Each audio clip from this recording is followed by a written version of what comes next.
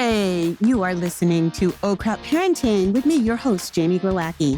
This is a podcast for conscious parents who drop the F-bomb a lot. Hey, friends. Welcome.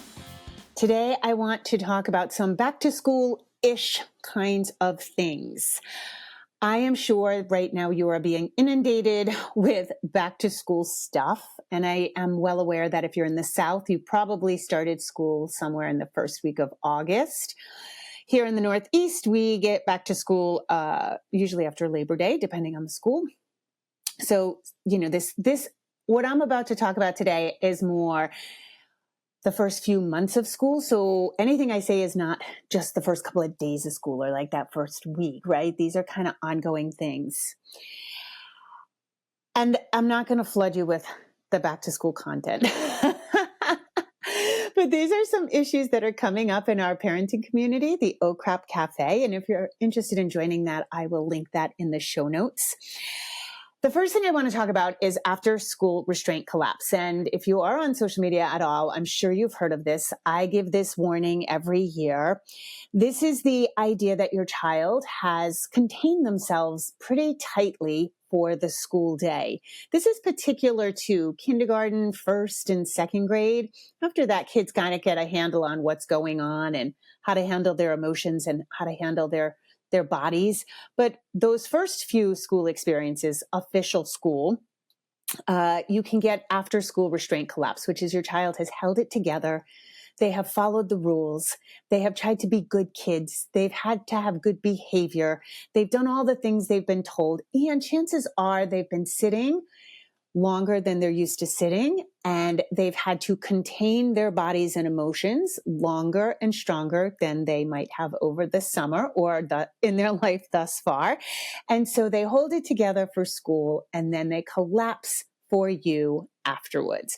And this can be really distressing because you might be very excited about your child. If they're just starting kindergarten or first grade, that's a big deal. Maybe you've had a hellacious summer full of kids and you're like, woohoo, they're going back to school. Or maybe they're so excited to go back to school, see their friends or start school, and there's nerves and excitement, and you get them home and it's just a puddle, or they're a puddle in the car. So I wanted to give you a few things to really help with the after school restraint collapse. Number one, first and foremost, is knowing it's going to happen. And knowing it's going to happen is half the battle for you, the parent. It doesn't kind of whack you behind the head. I think sometimes these hard moments in parenting often catch us by surprise, which is why it's like, the hell is happening, right? So just knowing it could happen is going to help you a lot. It also is good for you to put you in the right mindset that you don't want to be distracted. You don't want to be exhausted, which I know you probably can't help, right? But you maybe, I don't know if you could take a nap in the pickup line. I'm really good at like a 3-minute nap.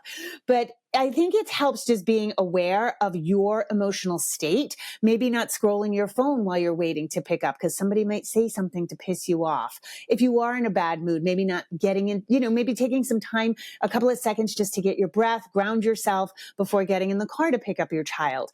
Maybe try not to be rushed if possible, allow extra time for traffic or, I know here in Rhode Island, the traffic patterns are so screwy for that first month of school. And then you might feel like, oh my God, I can't catch my kids. So then you're in a panic state. And so I find that like taking that time for us, even if it's a couple of minutes, can go a long way in not approaching our kid with, when we're already compromised and now they're super compromised. It's a recipe for disaster. And I'll share a moment. I was really proud of myself. We went to Crater Lake National Park in Oregon with my sister this past week, just got home this week, and it was awesome. We had an awesome vacation, and my sister's son and Pascal got along great. They really hadn't spent significant time together, so they got along great, and we sort of made it a great trip for them. There were a couple of things that, they happened upon a concert. We went tubing on the Deschutes River in Bend, and we saw an amphitheater setting up for a concert. And Pascal and Gabriel were like, "Oh, let's go to the concert." We're like, "No, no, no, no, no." And then we ended up going back down by the river, hearing the concert, and they went and bought tickets and ended up going to a concert. They wanted to zip line down Mount Bachelor. We were like, "All right, let's do that." We kind of made it really special for them, which was awesome. But then coming home, coming from the West Coast to the East Coast is the harder way to go. And so that time change really messes you up, and it's just a longer journey. And we went overnight. We had 2 connecting flights. So it was kind of a brutal night. And what had happened is Pascal started a new job, and I told him he had to ask for this time off. But when you ask for time off, you always want to put a buffer on either end, because you don't want to work like right before you're flying out, and you don't want to work, the day you come home. And he forgot to do that. So we were supposed to fly in at 11 a.m. on Tuesday, and he got scheduled for work at 3 p.m. So I was like, with 3 flights, that's a lot that could potentially go wrong with a 4-hour window. But I'm trying. He has to make his own mistakes. And so I said, that night we were flying, and he didn't sleep well on the plane, one of the longer flights. He didn't sleep well. And we were in the airport, and he was just being a grump. And it was 12:30 in the morning, which I go to bed at 8:30. So this was like flying, time changes, 12:30 a.m. And he is just like on a tear, this and that and the other thing. And then he has to work and blah, blah, blah, blah, blah, blah, blah. And I can feel my blood starting to boil, because I'm like, oh my God, we just came off a great vacation. Like every day we were like, this was the funnest day. This was the best day.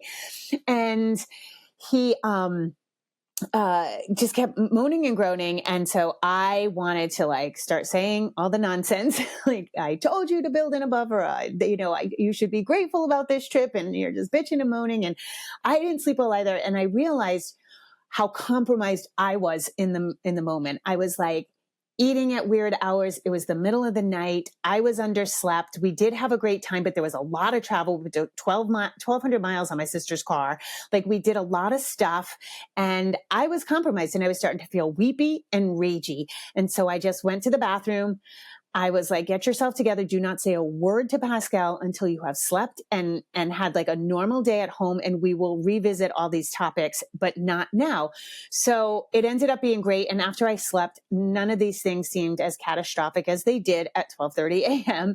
And I was so proud of myself, because more and more I can slow down all those moments. I used to be pretty good at it, but now I'm very good at it now that he's 18. So that's your learning curve, just to let you know. But I'm not going to be met if I approach with rage, I'm not going to be met with anything but rage. And so I think, circling back to the after school restraint collapse, knowing if you're compromised is like when you should shut up, when you should not show up, I think is half the battle. So just recognize that this after school restraint collapse usually happens in the first 8 weeks or so of school. And it's again, with more, it's typically with structured school. So kindergarten, first, second grade. And just being mindful of where you are when you pick up your child, and doing everything in your power. I understand there are circumstances beyond our control, but doing everything in your power to be like, okay, I gotta be non-compromised. And maybe if you are compromised, when your child gets into the car, one of the things you can first start off with is hey, let's listen to some music. I am very frazzled, and I need to breathe for a few minutes. Maybe you want to breathe with me. That might be an awesome way to deal with it too. So a couple of things, some real practical things that you can do is, number one, as soon as they get in the car. So a lot of times this just depends on your situation. Some people are walking to school. Some people take the city bus or, the public transportation. Some people ride their bikes, and some people go in cars. Also, schools sometimes have playgrounds around them. Sometimes they don't, so take this all and adjust it to your particular scenario. But one of the first things upon greeting your child is, don't barrage them with questions. Hey, how was your day? What did you learn? Was it fun? Who were your friends? Who did you sit with at lunch? Don't do anything like that. Instead, say something very basic like, I'm so happy to see you, or I missed you. Great to see you. Something like that. Just a statement. think of the transition for a small child going from the chaotic school environment, which it's controlled, but it's chaotic. It's a lot of kids. There's bells, there's noise, especially upon release. So think of that. And now your child's coming right into your arms. There's such a big transition there. So kind of help your child ease into it and don't sort of pounce on them, especially if your child's new to school. It can be so tempting. Like, you want to know everything about their day. You want to know exactly how it went. Number one, they probably won't remember in any sort of logical order. And any parent who has asked their kid, how was their day, knows you either get a grumpy reply or it's fine, good, terrible, but you're going to get a one-word reply. If you ask them what they learned, they're going to say, I don't remember. I don't know. I don't care. Stop talking to me. These are very common responses. So just don't do it. Just a nice hug, or, hey, great to see you. How about we go for a walk? Or how about we go in the car? The next thing is you want to have nutritious food on you. I like to think, especially again, these first 8 weeks, think of that early dinner. And this may be in the car, it may be at a playground, but they are going to be hungry. Chances are we don't know first of all, you don't know what's in the lunchbox. You haven't even opened it yet. So did they eat or did they not eat? You don't know. And a lot of kids feel rushed at first in the school setting. I mean, lunches are rushed in the school setting. So maybe they didn't have time to eat. They're going to be hungry. And instead of just snacky food, prepackaged food, crackers, juice, that kind of thing, what you want to do is have something substantial. Maybe it's a good sandwich, turkey and cheese, ham and cheese, mayonnaise and bread. That does it for me. Maybe some cut up fruit already, something easy, but something that you would actually give them perhaps for dinner. If you have a bento box, it could be something fancy, but you want some nutrition in them. You want some well-balanced food right there at the beginning, because they're going to be hungry. And if you give them, kind of junky or snack stuff, what's going to happen is they might not be hungry for dinner. Okay. And I'll talk about that more in a minute. And the next thing, absolutely, is if you can get some outside time. And again, depending on your circumstances, I know this might not always be available, but if there is a playground nearby, if the school has a playground you can use, I think it's a great way to get the wiggles out of a child. So I used to call this wound up, wiped out. So they are wound up because they've been sitting. They've been controlled for so long, right? That a longer period than they're probably used to, following directions, trying to be good, trying to, follow all the rules. And they're also wiped out because that is exhausting. Learning is exhausting. School is exhausting till you really get used to it. And then you become a teenager and you're exhausted again. And so outside time can just rejuvenate them, get all the screaming, the yelling, the high octane stuff out. And it's an awesome thing. I also personally used to use Rescue Remedy gum. It's a it's a Bach flower remedy. It's a little subtle for me, but I noticed a real difference in the kids. I had bought some gum and parents said I could give it to their kids. And it just sort of brought them down a notch, took that edge off. I also used chamomile tincture, which I've talked about a lot. You get a kid's version, not the adult, because the adult is usually made with alcohol. And the kid version is great because it doesn't add a lot of fluid, but it's the benefit of chamomile tea without drinking a whole cup of tea. And also can just really take the edge off. Kids come out of school edgy a lot of times.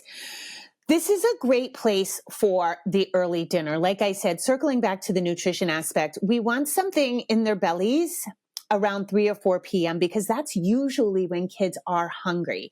And a lot of times what most of us do is do snack food, maybe crackers, maybe juice, goldfish, something like that. We do that, maybe a cheese stick, but it's minimal protein. It's, largely, carbohydrates, grains, juicy, things like that. And then they're full and their dinner's miserable. Now, listen, if your kid is in school, you already are not with them from like 9 to 3, roughly, right? Now, if they're in aftercare, which they might be because you work, then you might not be with your kid from like 9 to 5 or 8 to 5. So what we want to do in those situations is we want to make the time you do have with your kid be be awesome time, be nice and rich and fulfilling, not arguing, not going crazy over dinner. And so a lot of times that's what I see is after school, the kids get snacks, then they're not hungry for dinner, and they're too tired. If dinner is at 6:30, that's too late for little kids. Really, it for most kids. If it works for your family, that's awesome. But for most kids, that's just too late to be having dinner, then trying to get into bed and all of that.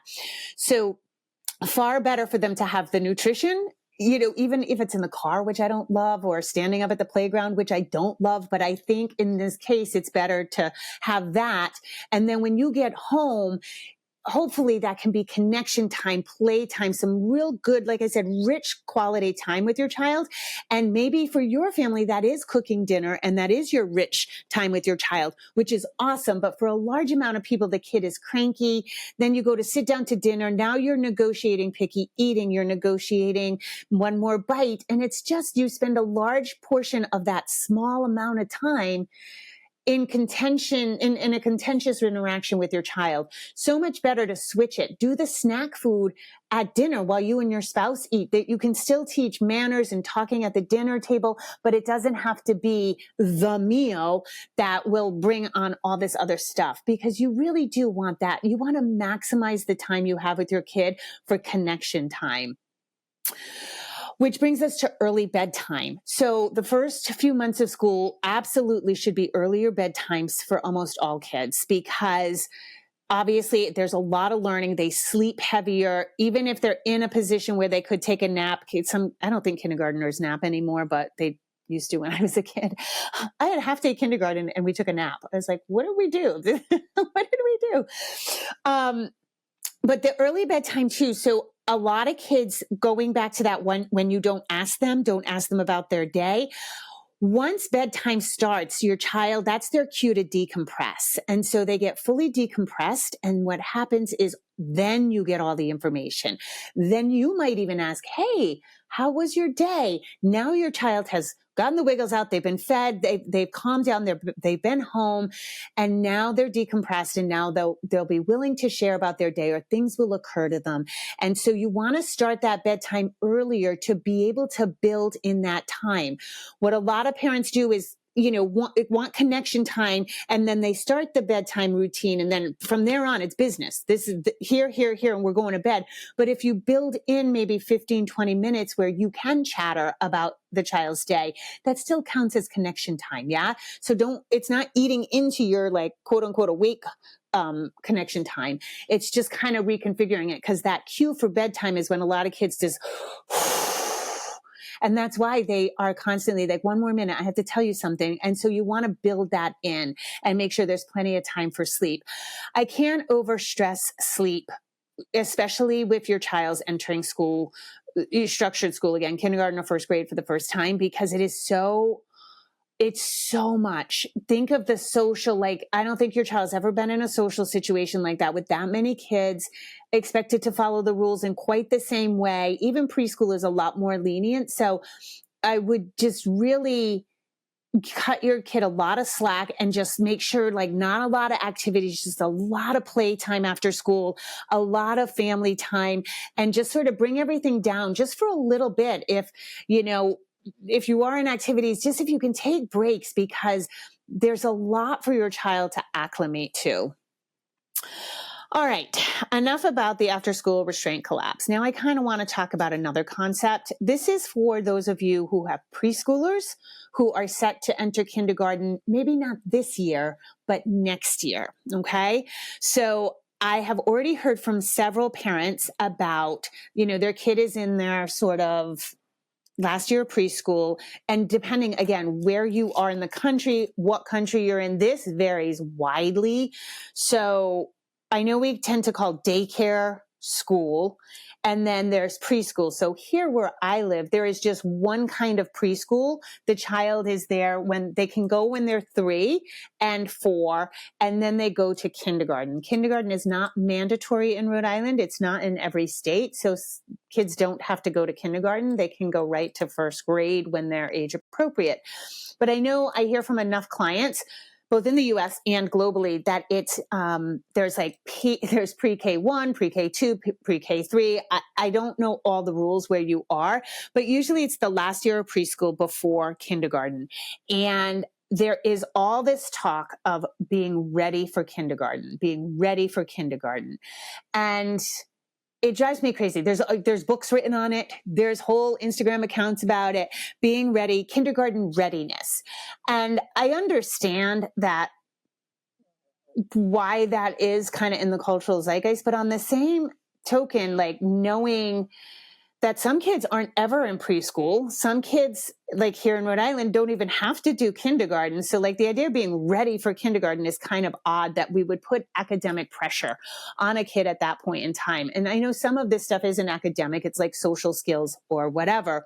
But I just want to remind you, because I'm hearing it from people who are still in preschool for this year, thinking about next year, being ready for kindergarten is not, it's a terrible notion.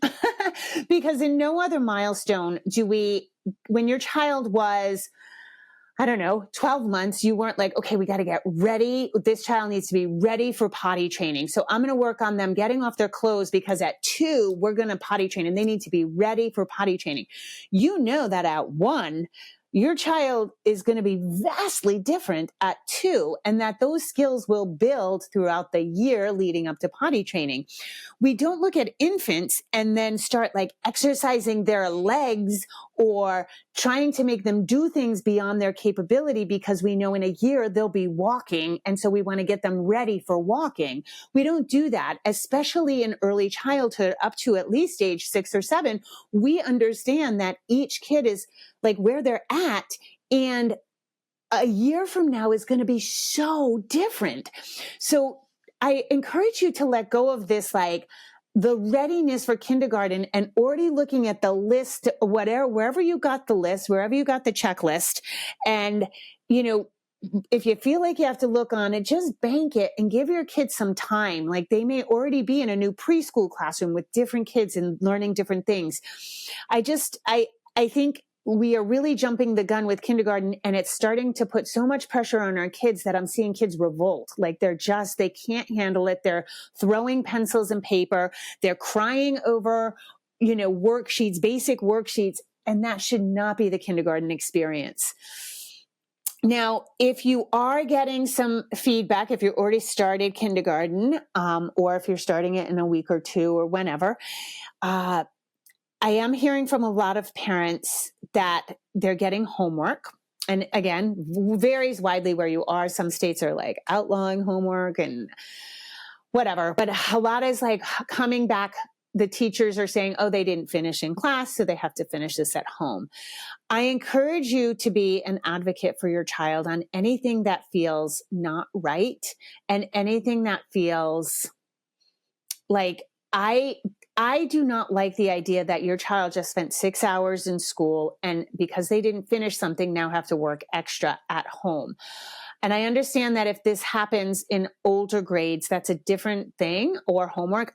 I have my own personal views, but which are not in agreement. But I do think that it's more understandable in the upper levels, in high school or even middle school. But in kindergarten and elementary school, I think it should all come out in the wash. And the idea that if the child didn't finish at school, now they have to finish at home is a horrible one, because number one, what's going on that the child didn't finish in class? We're also talking about the first freaking month of school. Could we give this kid a chance to catch the groove of things happening? But I also think, that kids in these elementary schools need play after school. After 6 hours, maybe even more, depending on your situation, these kids need to play, and they need to play hard, and they need family time. And this is horrible to like make these little guys do homework, especially if it's a struggle. And I am hearing about the kids for whom it's a struggle. So if this is your situation, I would absolutely 100% like, hey, set a timer for 20 minutes, do what you can. And then the next day say, well, we didn't have time to finish it either. We had to have dinner and a bath and family time. So I think it can be tricky. And I I see this on my podcast because I think all of you listening are conscious parents. I do know that I've worked in enough systems where I know there are parents who could give a rat's ass about their kids' education. I know there are parents that have to work several jobs. Pascal's kindergarten class, the teacher gave every kid got a sack each week with 5 books in it because she worked in an inner city school and she said some homes don't have books in them. So this way everybody gets books and they bring them back. And she provided everything for them in a pencil case because some kids just don't have access, and we know that. But I think that we have to pull together and really advocate. I know there are parents who don't care, but if you care, and again, I'm not looking to infantilize your kid. I'm not making it easier. I don't want kids to not have opportunities to try things and fail and learn that opportunity as well. But I do think there are some things that are unreasonable. And I've always been furious when school cuts in on family time. I hated that. That was one of the reasons I started homeschooling kindergarten and half of first grade.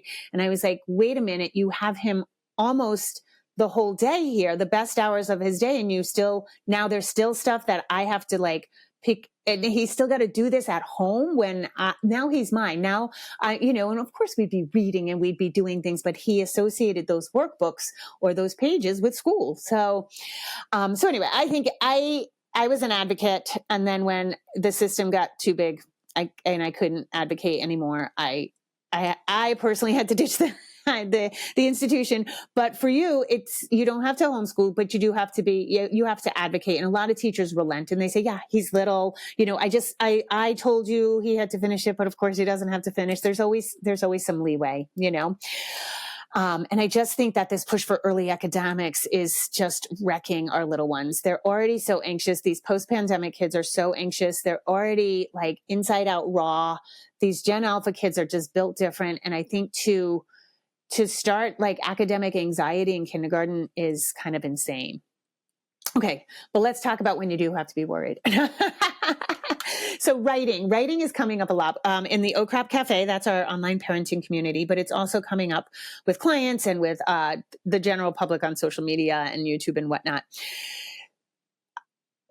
Practicing writing and how arduous it is for kids and how painful it is. And kids are throwing things and crying and having just awful, the relationship between parent and child is just awful because for 2 hours after the 6-hour school day, they're arguing about writing problems.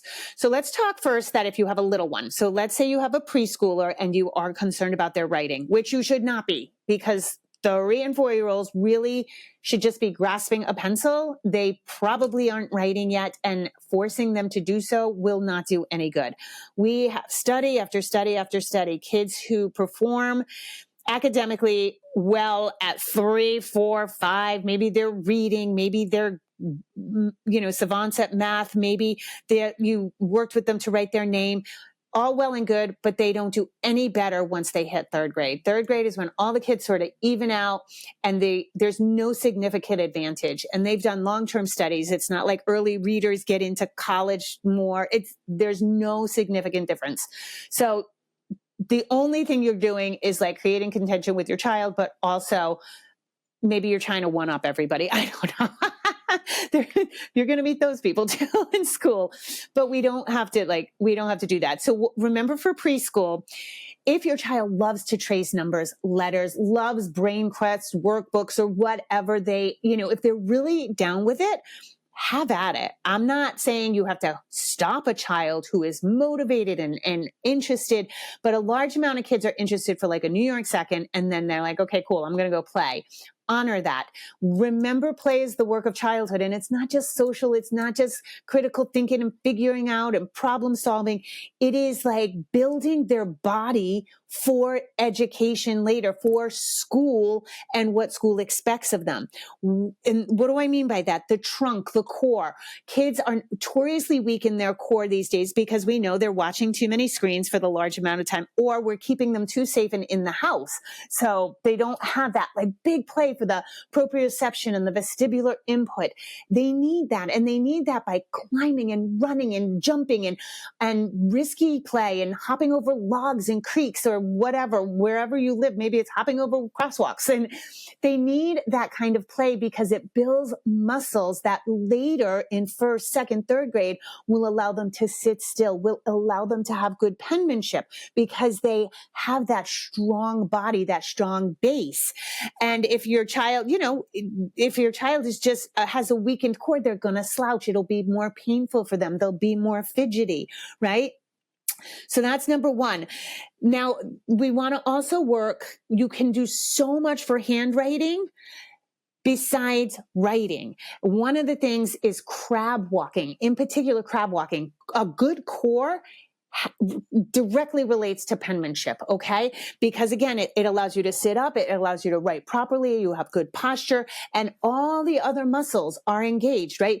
And so if you do something like the crab walk or wheelbarrow, so wheelbarrows when their arms are on the ground and we pick up their ankles and they kind of walk on their hands, those are excellent for building that strong trunk, building those arm muscles, building those wrist muscles, all the things you need to like sit at your desk and write. We don't want to do that by sitting at the desk and writing before they've built up this stuff through play.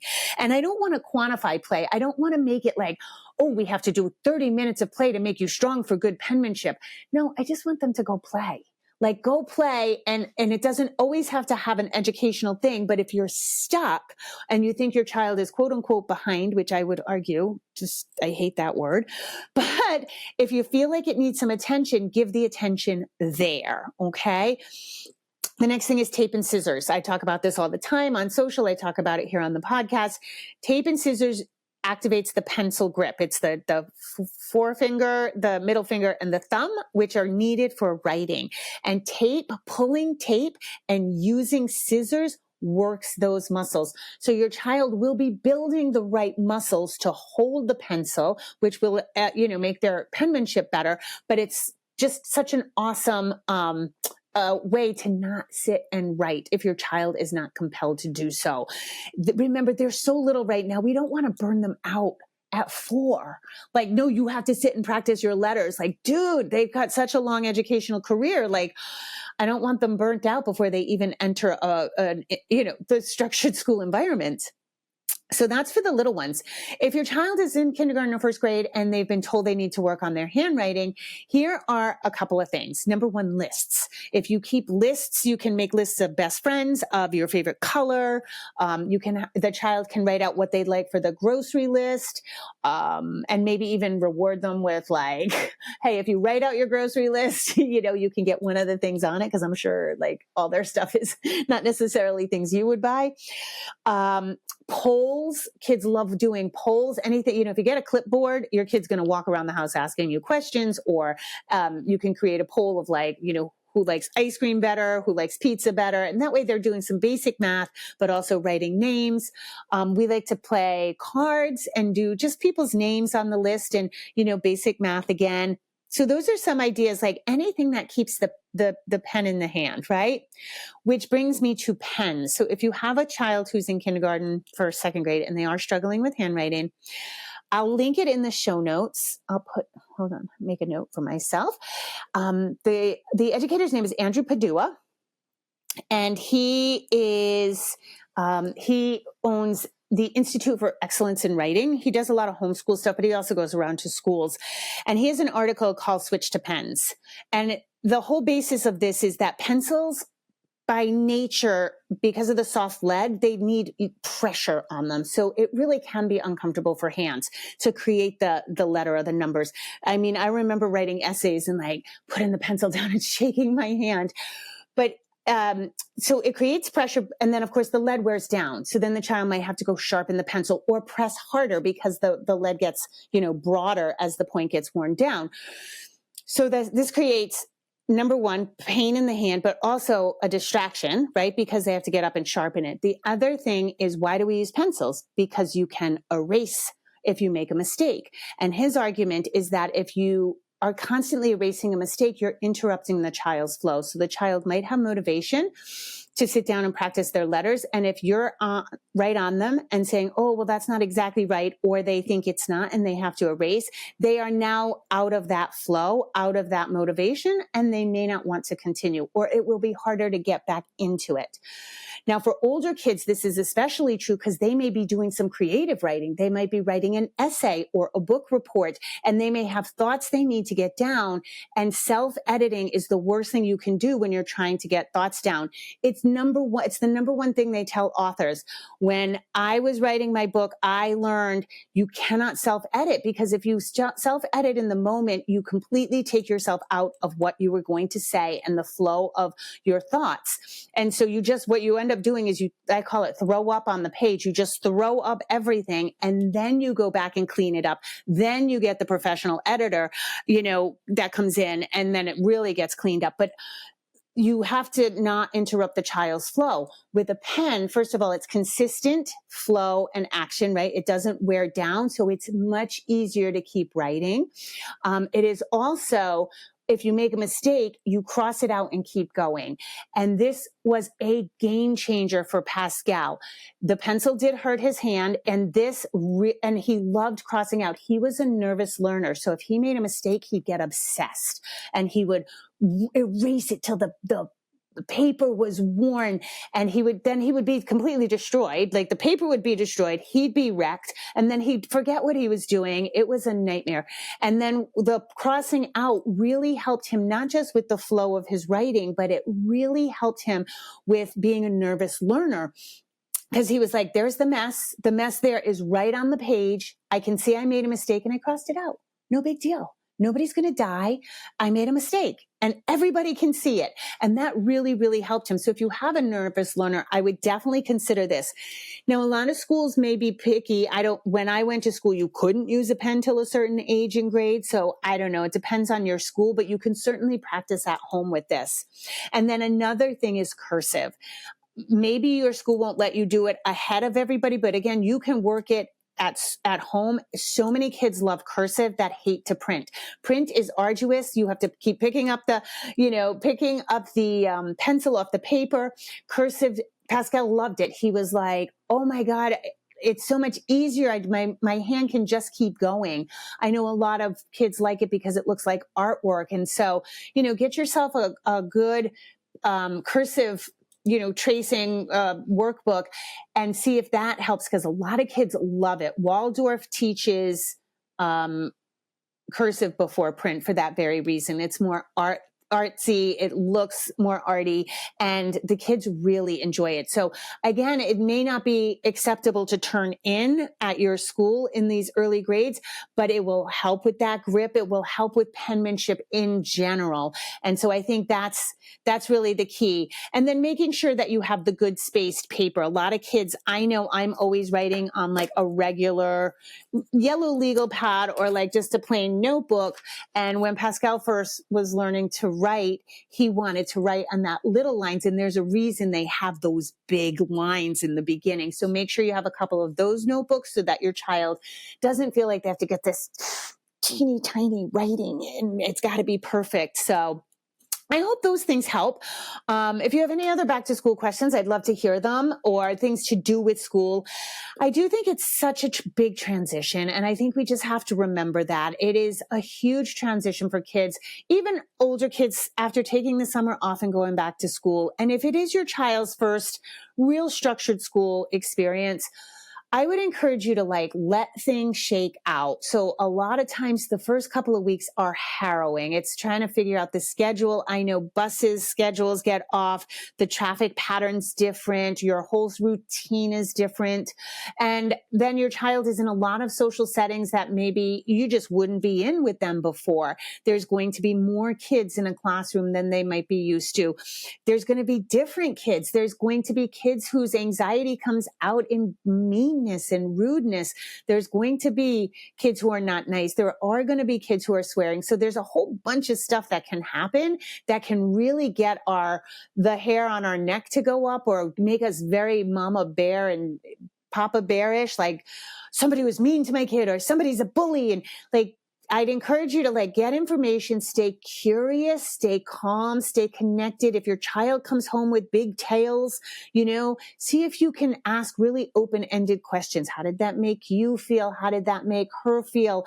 What do you think you could have done differently? What else happened? Were you able to find somebody? But if you stay calm and don't rile them up, a lot of times we get in these school ages is when kids start fibbing because they see our reaction and they get something from it. And so they'll be like, oh, okay, maybe I can stretch this story out. So that can happen. But also the kids are all getting acclimated. And I'm not saying there's not troublesome kids, because I know there are. And there may be some oil and water situations with your kid and another kid. But I'd really just stay open for the first couple of weeks, because I know we all get like, oh, somebody was mean to you, I'll go talk to the teacher. But I encourage you to let things shake out for a couple of weeks before you ascertain if something's truly a problem, which it could be. And you may know that right away, that it's a huge problem by some marks on your kid's face, or, they didn't return home with an article of clothing or something.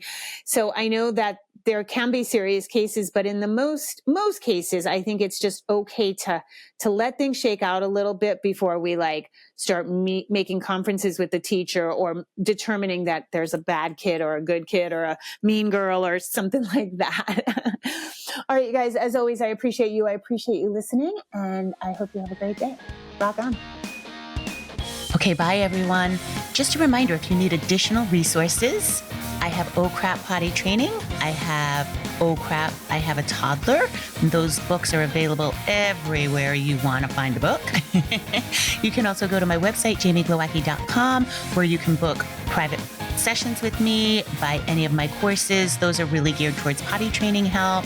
And also I'm on Instagram. I'm not on Facebook anymore, and I'm not on Twitter. I'm on Instagram, jamie.glowacki, and I do a lot of lives and usually posting a lot of good information. So those are extra resources for you. And as always, rock on. Have an awesome day.